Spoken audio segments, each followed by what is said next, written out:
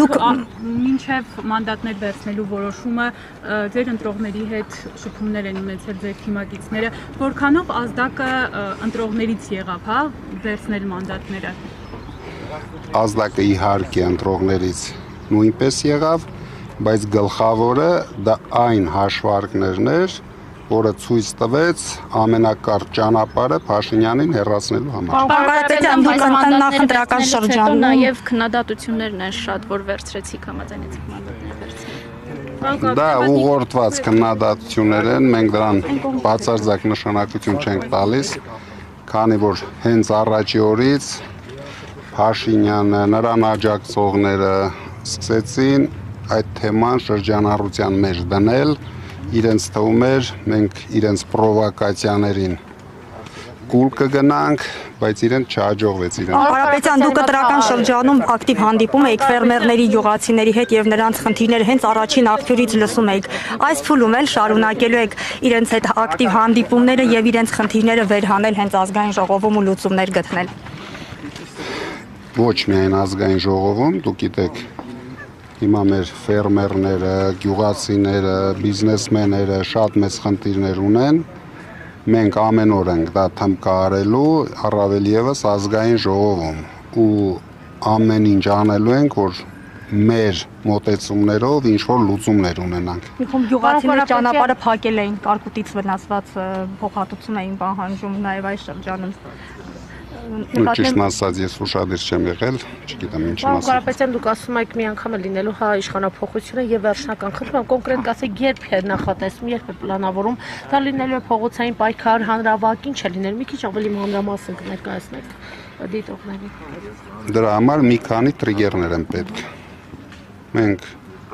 ուշադիր ենք լինելու, այդ տրիգերների առկայության դեպքում կլինի թե փողոցային պայքար, թե ազգային ժողովում պայքար, ամեն ինչ միասին պետք է լինի։ Պարապետյան, նախորդ գումարը հայտարարում եք, եւ պարոն Քոչարյանը հայտարարում են, որ փողոցային, այսինքն միջև այսպես մանդատները վերցնելը, ասում եք, որ պետք է փողոց դուրս գաք եւ այլն, բայց այսպես ստացվեց, որ մանդատները վերցրիք։ Այսպես սրանից կարող ենք ենթադրել, որ մանդատները վերցնելով մենք, այսինքն դուք ի սկզբանե գիտակցում եք, որ չունենք այդքան ռեսուրս, որպեսզի հարցը ձեր վերջնանպատակին հասնեք փողոցում, այդ պատճառով դուք մանդատները վերցրիք։ Նայեք, քանի որ մենք գնում ենք օրինական ճանապարհով իշխանափոխության, հիմա դուք կարող եք չկասկածել ձեր մտածած ձևով ամեն ինչ կարելի է անել, բայց դրանով ցնցումների կբերենք երկիրը։ Դրա համար գնում ենք օրինական ճանապարհով իշխանափոխության, կգա օրը մենք բոլորս հիացմունքով ականատես կլինենք։ Այդ ճանապարհով գնում եք, Փաշինյանը կարծես իրավական հա գործիքակազմն է կիրառվում, մտավախություն չունեք, ընդդիմության լիդերներին կալանավորում է, անդամներին կալանավորում է եւ բնում կխեղդի էլի է պայքարը։ Ոչ մի բան ինքը բնում չի կարող խեղդել, որովհետեւ դուք տեսաք, որ ընդամենը Փաշինյանը հավաքեց բոլոր կեղծարարություններով, բոլոր ռեպրեսիաներով, բռնություններով չկարողացավ հավաքել այն տոկոսը, որը իրեն կդարձնի լեգիտիմ իշխանություն։ Ինչով է ոչ լեգիտիմ ներողություն 720,000-ից ավել ձայն է ստացել, ինչով է ոչ լեգիտիմ իշխանությունը։ Եթե դուք համարում եք լեգիտիմ, եթե Կուսակցությունները թոս փչեցին, որ ինքը դառնա վարչապետ, ուրեմն դա լեգիտիմ։ Ազգային ժողովում ո՞րն է լինելու ձեր առաջին օրենսդրական նախաձեռնությունը, պարոն Կարապետյան։ Գիտենք ինչ կան ընտրել։ Որը կգա կտեսնենք ինչ կան ընտրել։ Ո՞րն է լինելու ձեր առաջին նախաձեռնությունը։ Փաշինյանի